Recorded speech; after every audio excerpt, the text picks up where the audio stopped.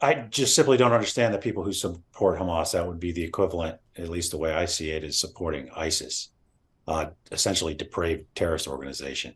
Now, being concerned about the Palestinian people, I think, is not only understandable. I think it should be the case. So I think there is the balance, because war is ugly, but it has to be fought within certain bounds, and we've set that internationally.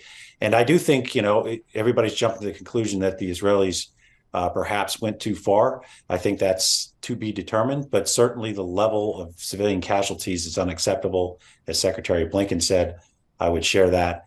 But now we're seeing a lot of things done to move civilians to the south to get out of the area of the most significant fighting, which is important. I think there should be set up a safe zone where people can receive food and water, and it's monitored so that the Hamas fighters can't hide amongst those folks. But we're going to see an increasingly violent fight in Gaza City. It's already started, but it's far from over. And that objective of the Israeli Defense Forces is to destroy Hamas. And that can only be done up close and personal.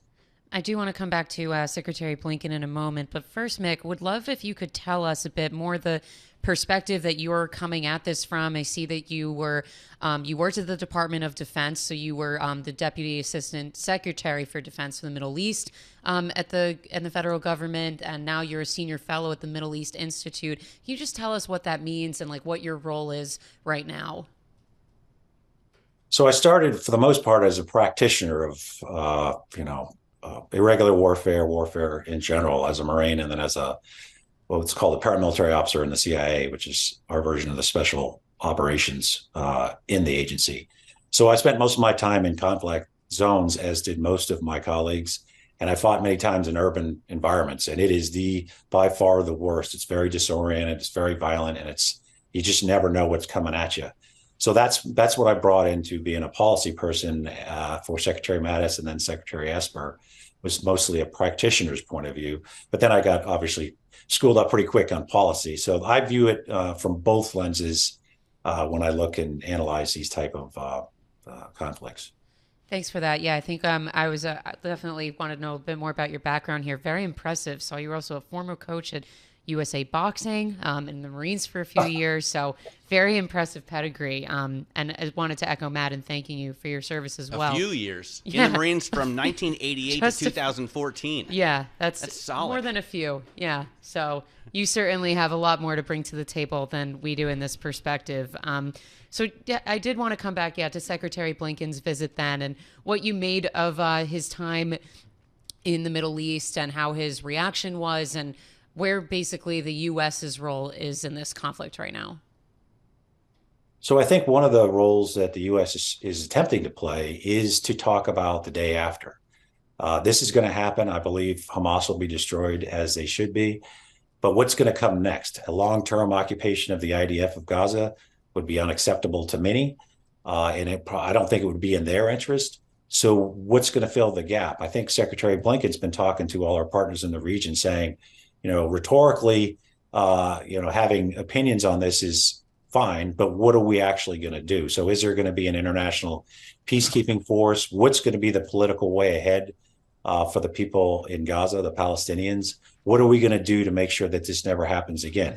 Both for the sake of Israel, of course, and for the sake of the Palestinian people. And I think everything that I've seen Secretary Blinken saying is indicating that is really where he wants to focus this. How to reduce this human tragedy that's happening in Gaza and eliminate Hamas, and also look at what's going to come next to make sure it doesn't happen again. Now, Mick, a lot of people would say Israel has occupied Gaza for quite a long time and continue to do so through October 7th. They certainly have occupied the West Bank in a large part and haven't honored any of the attempts at a two-state solution, not under Netanyahu, right? So is there any hope that they're going to do that now? Because everyone else in the world backs a two-state solution, even the countries like the U.S. that back Israel and send Israel billions of dollars every year, and yet the Israelis refuse to allow the Palestinians to have their own state.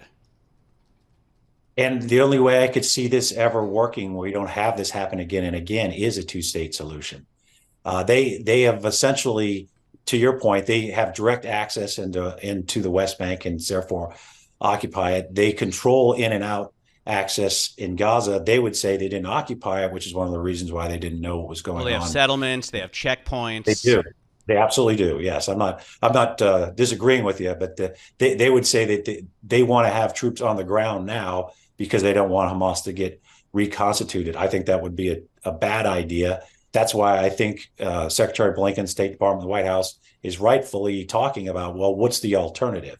Is there a caretaker type group, an international peacekeeping force that could stay there until the Palestinian people select a government that sets up its security, it sets up its basic life support, and then of course there should be large investments from a lot of the wealthy countries in the region and out of the region that help rebuild Gaza and turn it into a place that has a future, including an economic one. And I think that's what the U.S. is pushing now, and I think they should be, because this situation I don't see changing unless there is a two-state solution in which the international community is heavily involved in setting up. Are we losing sight of what's going on in Ukraine through all this? Because if the Russians win there, they're pushing up into NATO borders.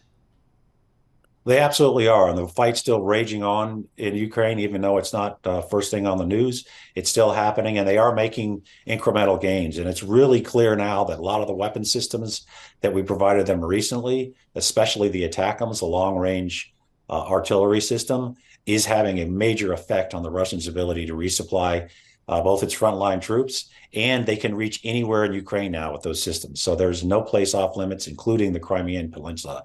So that is super important. It's also really important that we get more funding to them to purchase and buy ammunition, because as this gets into the winter, it's going to be somewhat of a war of attrition, particularly on the logistical side. And the U.S. needs to help them keep up with a much larger, much broader enemy in Russia.